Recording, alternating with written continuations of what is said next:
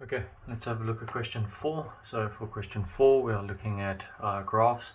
Okay, so from question 4 onwards, 4, 5, 6, and 7, you're normally dealing with graphs. Okay, so for this one, we're dealing with an exponential function. They've given us there that g of x equals a times 1 over 3 to the power of x plus 7. Okay, so let's have a look at 4.1. It says calculate the value of a. Okay, and then they've also given you the coordinate e over there, which is negative 2 and 10. Okay, so because we have the coordinate e, okay, which lies on the function, we have an x value and a y value, so we can solve for a.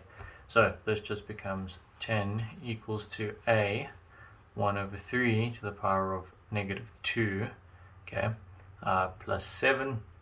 Okay, so if we sort out or we take that over, that becomes 10 minus 7 equals a 1 over 3 to the power of negative 2. Okay, so because it's negative at the bottom, when we take it up, it will then become positive. Okay, so what do we actually have here? We have 3 equals a to the power of 9, so therefore a equals 1 over 3. Okay, so now that you have your a value, we can see that g of x equals to 1 over 3 multiplied by 1 over 3 to the power of x plus 7. Okay, so 4.2 says calculate the coordinate of y, the y-intercept of g. Okay, so now we want to know where is this cutting the y-intercept. Okay, so if our graph is something like that, okay, we want to know where it intercepts the y-axis. So how do we do that? We know that y-interception means that x equals to 0. So we are finding y, which equals g of 0. Okay, so we're just substituting that in, so therefore we have that y equals to, let's have a look, 1 over 3 multiplied by 1 over 3 to the power of 0 plus 7. Okay, so now that we know anything to the power of 0 is just equivalent to 1, so what do we have left? Okay, so if you plug all of that into your calculator, you then just end up with y equals to 22 over 3, or if you want that in decimal point, you can leave it as 7.33. Okay, they wanted the y-intercept, which is a coordinate, so don't forget you have to put it in coordinate form. Okay, and that's your y-intercept. Now, having a look at 4.3, they say consider h of x, okay, which is given as 1 over 3 to the power of x. So it looks very similar to g of x that was given above. So it says describe the translation from g to h. Okay, so let's have a look. G of x, okay, is given as 1 over 3 multiplied by 1 over 3 to the power of x plus 7. Okay, now let's see, 1 over 3 multiplied by 1 over 3, if you multiply them you can add their exponents, so therefore we technically just have 1 over 3 to the power of x plus 1, okay, and then plus 7.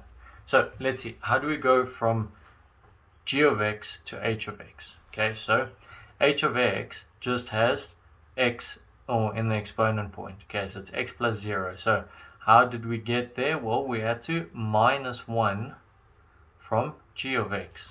Okay, so we had to minus 1 up here in order to get rid of that 1. Okay, so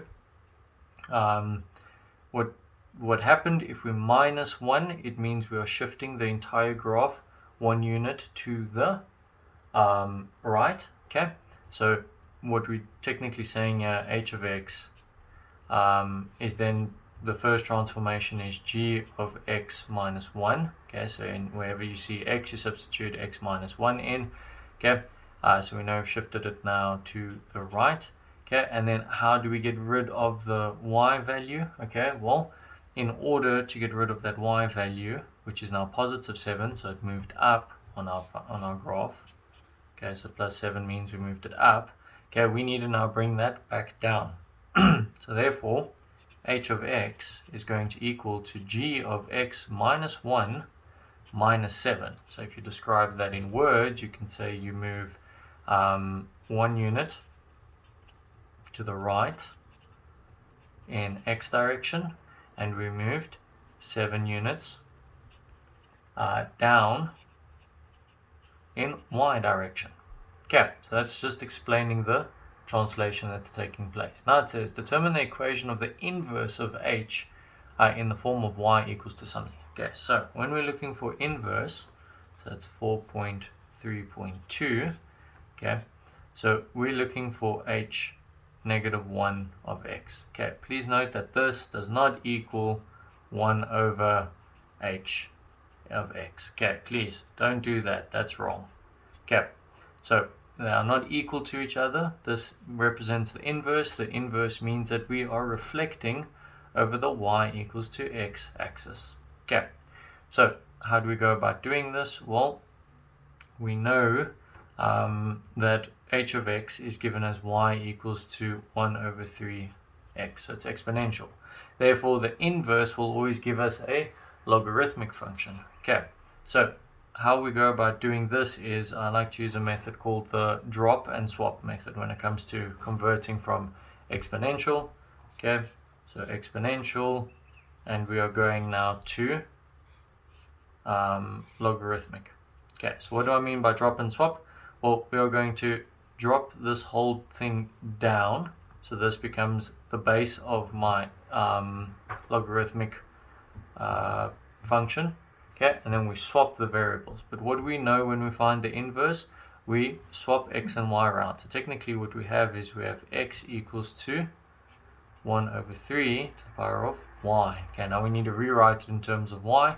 So we drop this down, okay, and then we swap the variables. So we say that x equals to log of 1 over 3 y. Okay, I'm just putting this in parentheses to show you that we've dropped this down. This becomes the base. Now you swap your x and y around. So y equals to log 1 over 3, okay, and that is then x. Okay, and that gives you the inverse of h of x. Okay, and that's how we go about doing question 4. Okay, if you guys are finding the content helpful and you are enjoying the content, then please do leave a thumbs up on the video. It does help me out a lot. If you have any questions, leave them in the comment section below. I'll get back to them as soon as I can. And remember, it's never too late to have an OIC moment.